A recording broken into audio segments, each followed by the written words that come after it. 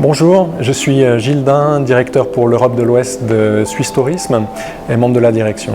Alors la saison d'hiver évidemment est fondamentale pour le tourisme suisse. Ça a été traditionnellement la vache à lait, on peut dire, de notre tourisme. Ceci, on sait aussi, est en train de changer à cause de différents facteurs comme le réchauffement climatique. Donc on a des défis, on doit développer l'été aussi. Mais l'hiver reste évidemment très important.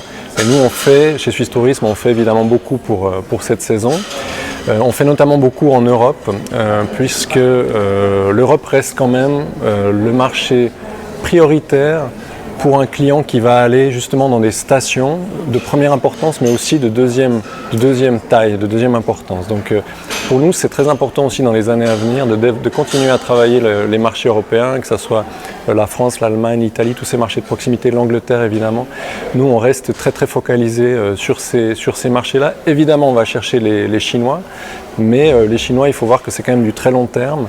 Et ça ne sera pas forcément des séjours très longs dans un premier temps. Je dirais que notre nouvelle orientation maintenant, c'est vraiment aussi d'aller vers la création de produits.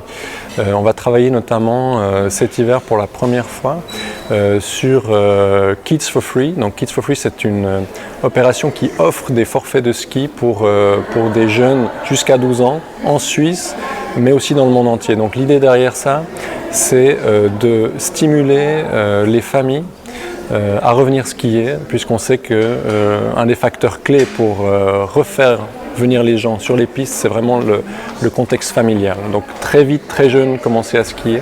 Et donc cette opération Kids for Free, c'est une première, elle va durer quelques années et ça fait partie de cette nouvelle stratégie de développement de produits.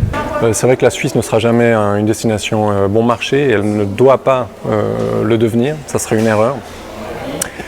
Sur les stations de ski, on a tendance des fois à exagérer les différences de tarifs qui existent d'un pays à l'autre. On n'a pas à rougir en général des tarifs qui sont pratiqués en Suisse, sachant qu'aujourd'hui en plus on a ces nouvelles formules qui permettent de skier vraiment à bon compte.